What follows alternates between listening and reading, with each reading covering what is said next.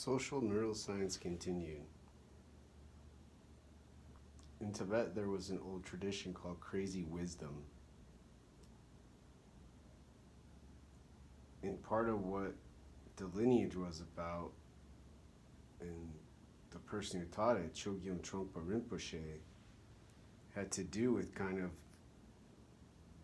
some of the difficulties with Buddhism, and especially social interactions and communicating during, long meditations and retreats and being, religiously respectful and stuff, but then also being alive with such freedom. You just end up saying, your fat face is in my way, and someone goes, you called me fat, and they have an emotion, and just cry, and they go, and then they both get fat faces, because the other person is like, wait a minute, you're just staring at my face because you want to get a fat face too? You should see the food they have over there. And the person with the skinny face said, oh gosh, I've been fasting the whole time and my emotions have just been, kind of flat. But then they eat, and then they,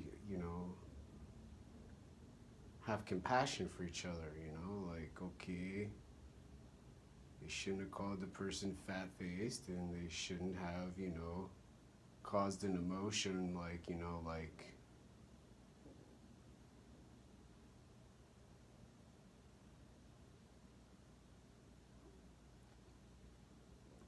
like being afraid, like you're not going to get a fat face. You just get a fat, stomach. And the person, gets scared, and it's like a really bad emotion because the emotion just keeps on emotioning. And when the emotion is emotioning, then the energy is getting spent and getting spent and getting spent, and then both of the people fall asleep. And it's like, getting up after like a long, break from school stuff, like can't go be social with the water and talk to it today, because talking to the water, might cause an emotion.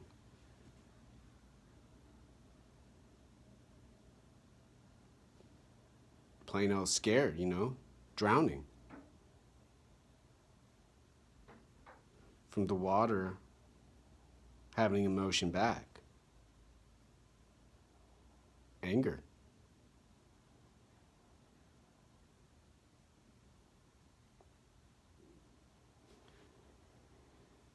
And I think the crazy wisdom is a good example of social neuroscience, because the way psychology and psychiatry seem to be kind of set up with their systems and processes right now, it's all kind of simulated, synchronized, and very calm and very smart. But, going up to someone who's Korean and making a North Korean, joke about smart could end up, turning into, well, they were in the South Korean army and they dropped 1,000 bombs on the North Koreans, and then they're like, oh, that's sad. And the person's like, no, North Koreans? Not North Korea smart. Dumb North Korea. North Korea dumb. Like, oh, I feel enlightened. And then it's like, the two people look next to them and the other two people are talking about colors of tablecloths and how many slices of pizza are left in the box.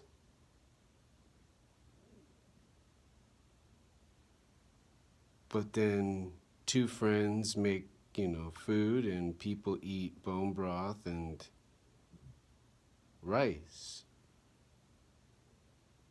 and their hearts are more healthy, and their brains and their minds and their body are more strong and less emotionally drained and more physically and bodily and all the way to the top healthy, with a fast, quick emotion,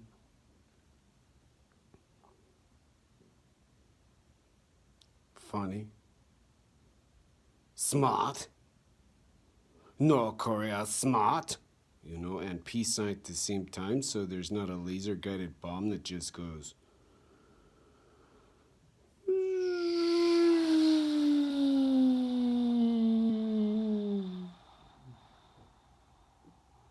with a note that says North Korea smart, drop, North Korea smart, bomb. And then the police will, show up again and try to, take out the radioactive materials from my home or something, but emotions, will keep those materials safe and service animals from fighting to save the spaceship reactor. Because the Seattle Police Department said, oh, it's nice. It's just a sticker, right? That's not plutonium and uranium and oh my gosh. You're not talking about a reactor in your bathroom, are you? You turned your toilet into a pump for a nuclear reactor in your bathtub? Oh, that's nice. You don't have anything going on then, right? They said, okay, and they freaking ran out the door. Trying to find a biohazard suit, I think, and probably showing up with the federal government in a few hours or so, I bet. It's been a while. And there's not an emotion of worry, but there is a small emotion of sadness.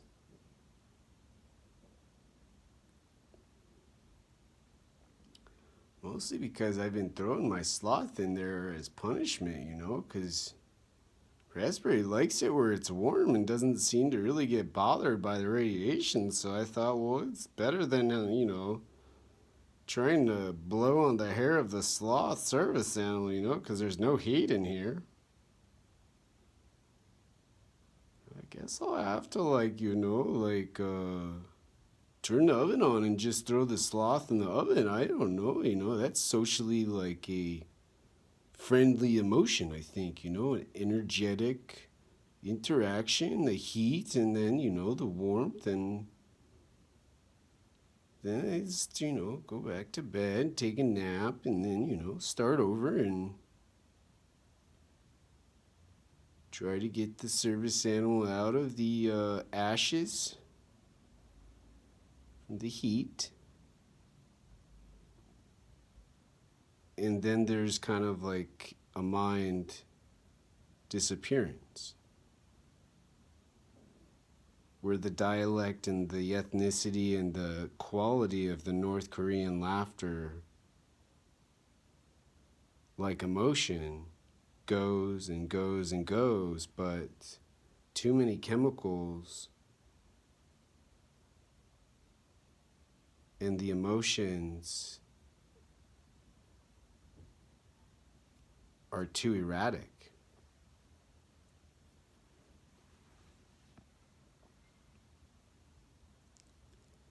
And energy for emotions, I think for some people could be, the body just behaving and, gesturing and, having fun. But for the brain, it moves stuff around. You have a little motion. You smell some bacon, or you smell some apple pie, And dang, you done with that surgery real fast. You know, that's surgery for the service animals. Splinter in the paw. Get me the hammer, get me a chisel, and 2 toothpicks.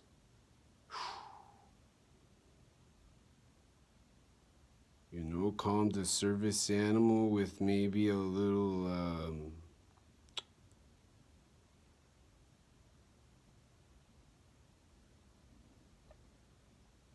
watermelon and buka chicka buka duka buka chicka buka duka buka. Problem solved.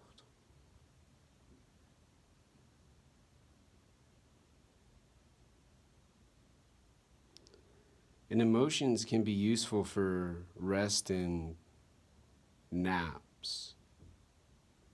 An emotion of comfort, an emotion of satisfaction, and a reward from the stimulus, the chemical in the brain, for the body to take a break from the world.